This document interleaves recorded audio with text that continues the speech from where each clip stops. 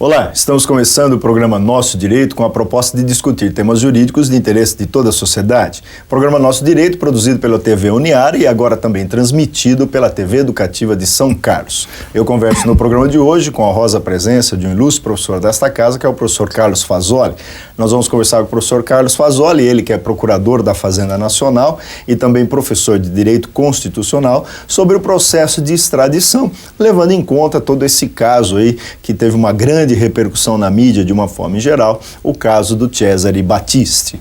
Toda essa repercussão do caso Cesare Battisti, as relações entre Brasil e Itália ficaram tanto quanto estremecidas, mas a verdade é que a nossa Constituição ela traz um procedimento próprio para esses casos de extradição, ou seja, casos de expulsão de estrangeiros que estão aqui no Brasil. Eu gostaria que o senhor comentasse, então, como é que é esse procedimento, como é que se dá, como é que ele funciona, quem julga, por que o Supremo envolvido nisso, e mais uma vez agradeço a presença do senhor aqui. A extradição é um ato jurídico onde uma pessoa pratica um crime no exterior, não é? E por algum motivo ela vem para o Brasil. E aí o país estrangeiro, através do seu corpo diplomático, solicita junto ao corpo diplomático brasileiro, Ministério das Relações Exteriores, enfim, um pedido de extradição, ou seja, um pedido que o Brasil encaminha essa pessoa que praticou um crime no estrangeiro para aquele país, para que ele possa ser julgado e, se condenado, cumprir sua pena. E esse processo, então, o senhor falou que começa através de uma provocação do corpo diplomático daquele país junto à justiça brasileira. Na verdade, junto ao próprio corpo diplomático brasileiro também. Num primeiro momento, é uma questão, vamos dizer, diplomática, uma questão política entre os dois países. A partir do momento que o Brasil recebe esse pedido, é feito um processo de extradição. Esse processo ele deve ser instruído com pedido, com algumas peças fundamentais, e aí sim ele vai para o Poder Judiciário, para o Supremo Tribunal Federal. Existem requisitos, por exemplo, o Brasil só pode extraditar um estrangeiro, ou melhor, ele não pode extraditar um estrangeiro que tenha sido perseguido por crime político ou de opinião. Então o Supremo vai fazer essa análise, se é possível ou não a extradição. Uma vez o Supremo analisando e dizendo, olha, está tudo ok, pode ser feita a extradição, esse processo vai para o presidente da República. E aí, em última instância, é o presidente da República que decide politicamente, discricionariamente, sobre a extradição ou não. E se o presidente decidir de forma, digamos, diferente do Supremo, a palavra dele é... A palavra dele é que está valendo. Na verdade, se diz que é um ato de soberania do Estado brasileiro, Digamos assim, o presidente da República está fazendo a função de chefe de Estado, como é um ato da soberania do próprio Brasil, Se ele decidir que não é conveniente diplomaticamente fazer a extradição, não é feito. Agora, professor Carlos, o senhor falou que o Supremo analisa requisitos. Um deles, se não se trata de crime político. Agora, crime político sob a ótica da legislação brasileira ou sob a ótica da legislação do país que está pedindo a extradição? Perfeito. Essa é uma questão muito complexa, porque sempre em direito não é uma ciência exata, Então nós sempre temos várias opiniões. É sobre a ótica do direito brasileiro, O Supremo vai analisar. O problema é que nós não temos uma definição legal do que é um crime político. Então aí surgem as teorias, as ideias, algumas mais abrangentes, outras não. E o Supremo vai analisar sob a ótica do direito brasileiro. Inclusive, por hipótese, até uma hipótese. A lei brasileira, a Constituição brasileira, não permite, por exemplo, a pena de morte em casos fora da época de guerra, não sendo na época de guerra, nós não temos o permissivo da pena de morte. Imaginamos que um estrangeiro foi condenado à pena de morte lá. Em algum país que tem. Em algum país que tem, os Estados Unidos, por exemplo, em alguns estados. Para o Supremo autorizar a ida para o presidente da República decidir, se impõem condições. Por exemplo, que não seja cumprida essa pena de morte. Já que não tem pena de morte no Brasil. Então, que ele tenha uma pena compatível com a pena brasileira. Essa pena de morte vai ter que ser transformada, vamos dizer assim, uma pena restritiva de direito, ou de liberdade, enfim, alguma coisa nesse sentido. Agora, quer dizer que o país que está pedindo essa extradição precisa, então, formalmente manifestar, mandar algum documento, vamos dizer assim, no sentido de que ele mudou a decisão, não vai aplicar mais a pena de morte. Do contrário, o Supremo não autoriza. Perfeito. O Estado estrangeiro vai ter que se comprometer a seguir as exigências do Brasil. Bom, se vai cumprir ou não, são os 500. Claro. Aí já o preso já está lá mesmo. Ele faz o que ele quer. Pois é, mas, enfim, deixando a brincadeira de lado e ainda voltando nos requisitos, eu perguntaria, e algum ente político brasileiro manifesta-se nesse processo, ou o próprio Executivo Nacional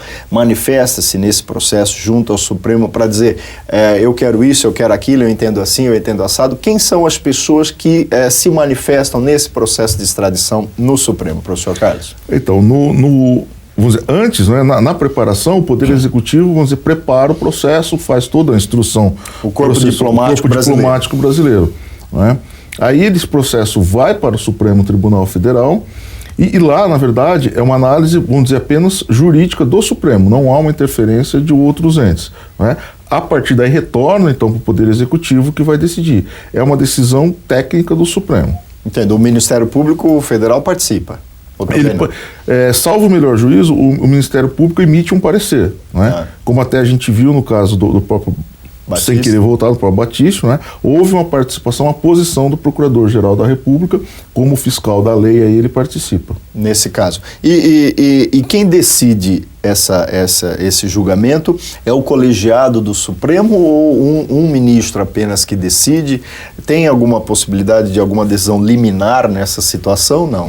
O que se discute muito aí na questão é se poderia ou não haver, porque na legislação antiga, antes da Constituição de 88, havia uma possibilidade de uma espécie de uma prisão preventiva. Não é? Quando um estrangeiro havia um pedido de extradição, o que se fazia? O Poder Executivo decretava uma prisão administrativa para evitar que o estrangeiro fugisse, não é, durante o processo.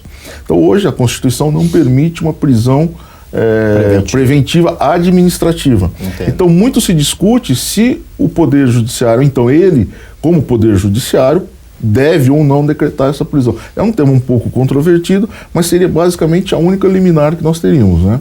Nesse sentido dele decretar ou não uma espécie de uma prisão preventiva para resguardar uma possível fuga do estrangeiro. Agora, algumas questões administrativas, eu penso, são possíveis. Por exemplo, eu me recordo no caso do Cacciola, que o passaporte dele foi apreendido. Sem dúvida, sem dúvida. E dentro de um processo, não me recordo agora se foi no próprio Brasil ou em Mônaco, quando houve a extradição dele para o Brasil, o passaporte dele foi apreendido. Né? Esse é um tipo, por exemplo, de procedimento que é possível sem dúvida, fazer. Sem dúvida.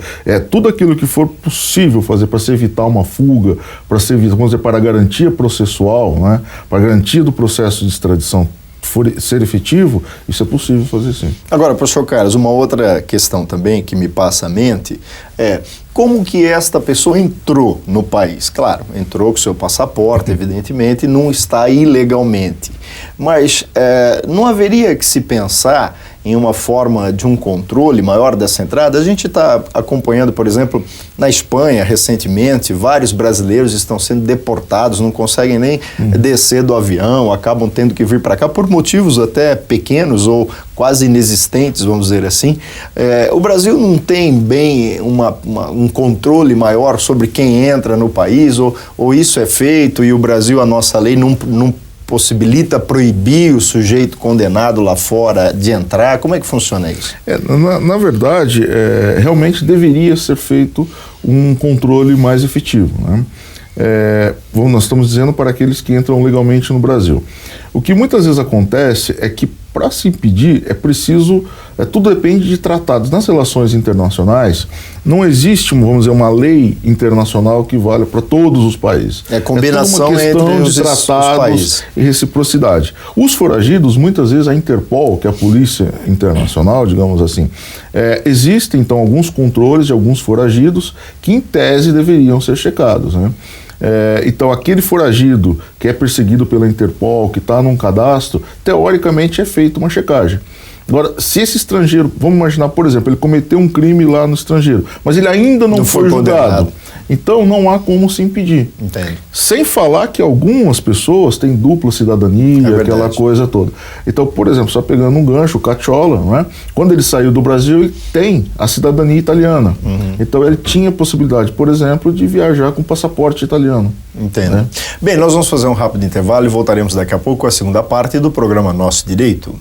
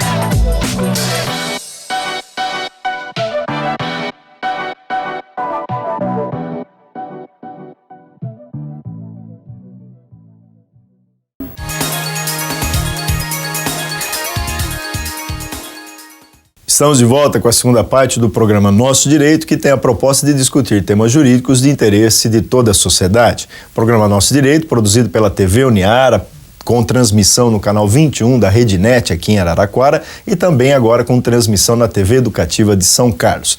Você pode participar do programa Nosso Direito através do e-mail direito@uniara.com.br ou pelos telefones 16 3301 7129 ou 16 3301 7173. Nós estamos conversando no programa de hoje com o professor Dr. Carlos Fasoli sobre o processo de extradição. Professor Carlos, o senhor falou no primeiro bloco a respeito do estrangeiro que está no Brasil e praticou um crime lá no exterior, foi condenado e agora o país lá, estrangeiro, quer que ele seja mandado de volta para lá para cumprir a sua pena que ele foi condenado. Eu pergunto, e se um brasileiro comete um crime no exterior, volta para o Brasil antes de uma condenação, vamos dizer assim, é condenado depois lá no exterior e nesse caso, o Brasil pode extraditar brasileiros? Então, essa é uma questão muito interessante. A Constituição brasileira proíbe. Né? Então, um brasileiro nato, mesmo que ele cometa um crime lá no exterior, em outro país, o Brasil está proibido pela Constituição de extraditar. Mudando um pouco, o Cacciola aconteceu isso. A legislação italiana faz a mesma previsão. Ele é italiano, foi para a Itália, por isso que a Itália não fez a extradição. Foi Mônaco, né? Mônaco que acabou fazendo. Então, se um brasileiro... Ele foi passar umas férias em Mônaco e acabou... E dançou. Agora, um brasileiro não. Um brasileiro, a Constituição não permite a sua extradição. Entende? Mesmo que o crime lá seja um crime também previsto na legislação brasileira, mas aí não me parece injusto, professor Carlos, ele não cumpre essa pena? Sem dúvida. Na verdade, o que também existe em alguns tratados, né, o próprio Código Penal, nós temos alguns mecanismos para se apurar crimes cometidos por brasileiro no estrangeiro. Então aí existe toda uma regulamentação, ele pode se sujeitar a um processo dependendo do tipo de crime, dependendo das condições, se lá é crime, se aqui é crime, enfim. Existem alguns procedimentos, né, para se apurar e eventualmente até ser cumprir, mas cumpre aqui a pena. Cumpre aqui. Se tiver que cumprir alguma pena, vai ser feito aqui. Ele não será extraditado. Questão do tráfico internacional de entorpecente. Por exemplo, o sujeito pegou a droga no outro país para tentar entrar no Brasil aqui, cumpre a pena aqui, mas se o país de lá, ele era traficante lá também, quiser que ele cumpra a pena lá, não dá uma duplicidade, como é que fica isso? Ele cumpre aqui. O brasileiro nato tem que cumprir aqui, ele não pode ser extraditado. Se for estrangeiro, aí usa-se do processo de extradição. Agora, professor Carlos, só para voltar no caso do Cesare Battisti, sem entrar nos detalhes, evidentemente, até porque o Supremo está analisando essa questão, mas nós sabemos, a imprensa toda divulgou, que houve uma decisão do Poder Executivo antecedente, uma decisão do ministro da Justiça, o ministro Tarso Genro, independentemente do que o Supremo irá falar ou deixar de falar, ou me parece que o processo já não havia ainda sido deflagrado no Supremo, mas o ministro já antecipou, dizendo que o Executivo dará asilo político a esse cidadão, etc. Houve uma inversão aí, o que aconteceu? Na verdade é uma questão interessante, né? E até, vamos dizer assim, acontece sempre, mas não se divulga, então a gente muitas vezes não fica sabendo. O que houve foi o seguinte: em 1997 foi editada uma lei que trata do refúgio que o Brasil concede aos perseguidos políticos, perseguidos religiosos, por crimes de opinião, né? Então, uma pessoa que é perseguida em outro país, por exemplo, por um crime político, ele, chegando ao Brasil, ele pode pedir o asilo ou o refúgio, como diz a lei, político. E nesse caso, foi o que o César Battisti fez. Quando houve o pedido de extradição, ou estava na iminência de acontecer, ele fez um pedido aqui no Brasil para que o Brasil o considerasse como um refugiado político, não é? E quando o Brasil considera alguém como refugiado, isso obrigatoriamente interrompe um processo de extradição. Agora, essa consideração feita pelo Poder Executivo. Isso. A lei prevê o seguinte: existe um Comitê Nacional dos Refugiados. Esse comitê que decide. É um colegiado, são várias pessoas. Esse comitê que vai decidir se a pessoa recebe o refúgio ou não. Se o comitê indeferir, que é o que me parece que aconteceu no caso do Battisti, há um recurso para o ministro da Justiça, não o presidente da República, não é? Aqui é o ministro da Justiça que vai decidir. E essa decisão do ministro administrativo, ela é irrecorrível, não há para quem recorrer. Não é? Então aí sim, o atual ministro da Justiça teria considerado ele como um refugiado político. Isso não fere a Constituição, toda essa tramitação da extradição?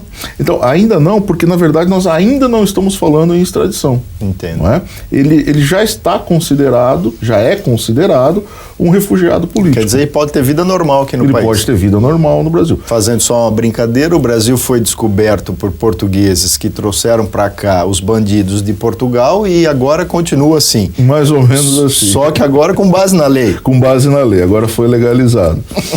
Foi institucionalizado. Isso, pois é. Mas enfim, afastando a brincadeira e voltando para a questão da tramitação.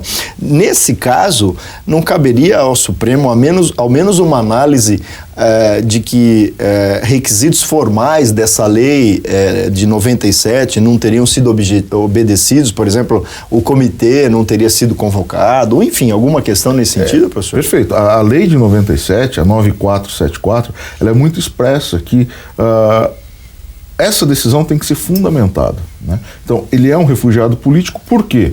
Por isso. E me parece, a gente não teve acesso ao processo, mas me parece que o ministro da Justiça não teria fundamentado. Disse que ele é um refugiado político e ponto, né?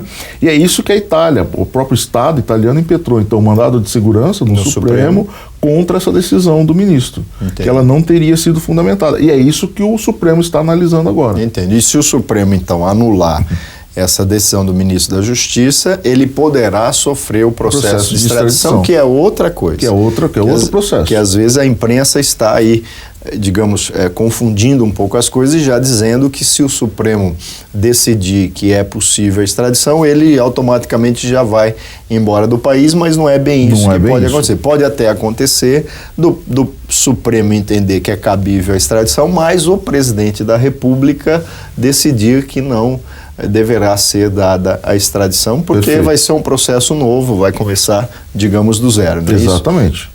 Agora, professor Carlos, o nosso programa está chegando ao final. O senhor, um eminente constitucionalista, professor aqui do Centro Universitário de Araraquara, eu perguntaria ao senhor, essa tramitação toda, ela tem uma preferência em relação a outros julgamentos? Faço a pergunta porque se a situação demora, se a situação entra, digamos, numa pauta normal, num andamento normal, nós sabemos que as decisões do Supremo são decisões que levam certo tempo, etc., isso pode se perder, enfim, o sujeito morre de velho no Brasil. Mas perguntaria, tem alguma preferência? Esse julgamento tem que ser rápido, deve ser rápido? Ele deve ser rápido, obrigatoriamente não.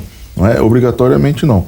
Mas a gente percebe isso, o Supremo, por conta dos seus presidentes, né, não só o atual, a presidenta anterior, esses casos que exigem uma atuação mais célere, não é, estão sendo colocados em pauta de uma certa com uma certa rapidez, vamos dizer assim. Não está entrando na fila normal dos processos. Tanto que agora já há uma expectativa que esse mês, até para o mês que vem, já tenhamos uma decisão. Nós tivemos uma decisão monocrática e agora o colegiado vai decidir. Mas, obrigatoriamente, ele não tem uma preferência. Se o sujeito está casado com uma brasileira, isso interfere ou tem filhos no Brasil? Eu me lembro até daquele caso antigo do Bings lá, que assaltou o trem pagador em Londres e se refugiou no Brasil, ficou vários anos aqui no Brasil. Isso muda alguma coisa? No processo de refúgio, sim, tem alguma relevância, isso é levado em conta, a família faz parte do refúgio. No processo de extradição, não. No processo puro e simples de extradição, ele vai ser extraditado, não vai ser levado em consideração. Mesmo que ele tenha aqui no Brasil uma vida lícita. Isso, perfeito. Trabalho, etc. O processo de extradição, assim, se presume em termos, a princípio é isso. Ele cometeu um crime lá fora e aqui ele tem uma vida lícita, tudo aqui dentro está tudo tranquilo. O problema foi lá fora. Esse é o processo de extradição. E para encerrar, professor Carlos, decisão definitiva do país estrangeiro ou decisão que ainda comporta algum recurso ou precisa já ter terminado todas as instâncias lá para depois pedir a extradição? Em tese, não é preciso do trânsito em julgado, a decisão final lá. Né? O que acontece é o seguinte, o Brasil vai ter que receber todas as garantias que a pessoa indo lá vai ter um julgamento, aquilo que a gente chama de devido processo legal. Sim, pode ser extraditado, continuar respondendo ao processo. O processo está em andamento. Desde que ele tenha todas as garantias, que ele não vai ser perseguido. Tem todo direito de defesa. Todo direito de defesa, um processo justo, vamos dizer assim, um processo com direito de defesa, tudo como se fosse qualquer outra pessoa. Muito obrigado, vamos aguardar a decisão do Supremo e depois voltaremos a tratar aqui desse assunto no programa Nosso Direito. Obrigado a você, telespectador, e convidamos a todos para mais um programa Nosso Direito na próxima semana.